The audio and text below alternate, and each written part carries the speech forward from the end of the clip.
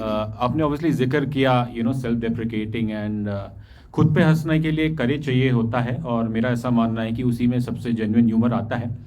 Sir लेकिन शायद लिखते समय या एक्टिंग करते समय एक ये भी चैलेंज रहता है कि खुद पे हँसते-हँसते कहीं ऐसा भी ना हो कि जो हम कैरेक्टर प्ले कर रहे हैं, जो लिख रहे हैं, कि वो एक स्टीरियोटाइप या ना बन जाए। इस चीज़ पे कुछ कहना चाहेंगे? अगर आप किसी चीज को देखकर अगर आपको ये लगा हो तो specifically because we avoid, on the contrary हमारी तो यही हमेशा कोशिश रहती है कि स्टीरियोटाइप को तोड़ो, स्टीरियोटाइप मत करो।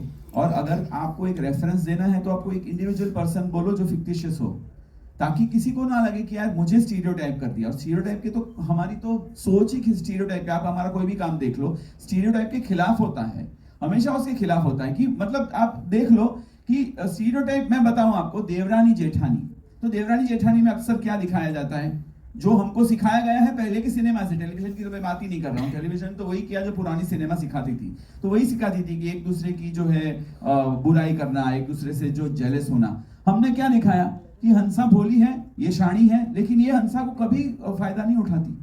तो हमने तो स्टीरियोटाइप तोड़ा कि देवरानी जेठानी, देवरानी इतनी केयर करती है अपनी जेठानी की कि कोई कुछ बोल दे तो बाबूजी अगर कुछ बोल दे हंसा को तो ये उनको फिकवा देती है। और जेठानी कुछ भी नहीं करती है, हाँ। फिर भी देवरानी उसकी सारी चीजें मैनेज करती है, सब संभालती है।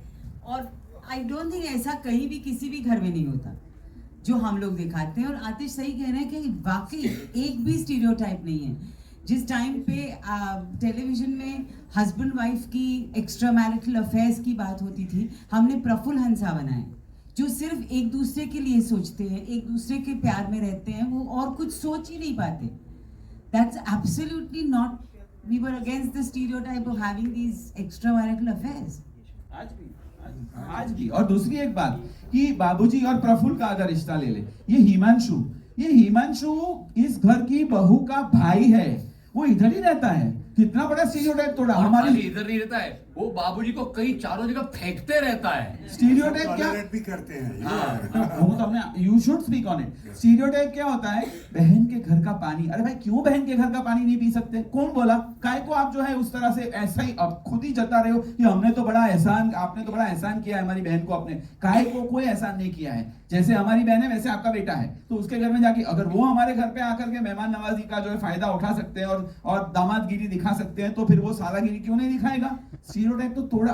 दूसरी एक बात, ये बाबूजी, ये उनका बेटा प्रफुल्ल, ये इतने 21 साल से एक काम उसने ठीक से नहीं किया है। अभी भी आपने देखा तो उसने ग्लासेस का जो है क्या मतलब निकाला, लेकिन ये आदमी फिर भी अपने इतने लाडले बेटे को ही काम सौंपता है और फिर उसको गधा बुलाता है, उसको सबके सामने नीचा दिखाता है। स्टीरियोटाइप तोड़ा। बाप को कभी अपने बच्चे में ऐब नहीं नजर आते, इसको नजर आते और ये दुनिया को भी कहते हैं ये तबाह करते हैं। तो इस तरह का जो है हमने हर स्टीरियोटाइप को एक्चुअली तोड़ने की कोशिश की है खिचड़ी 2 के जरिए। आनंद भाई अगर आप उसमें कुछ बोलना चाहें। हाँ बिल्कुल, स्टीरियोटाइप तोड़ा ही है।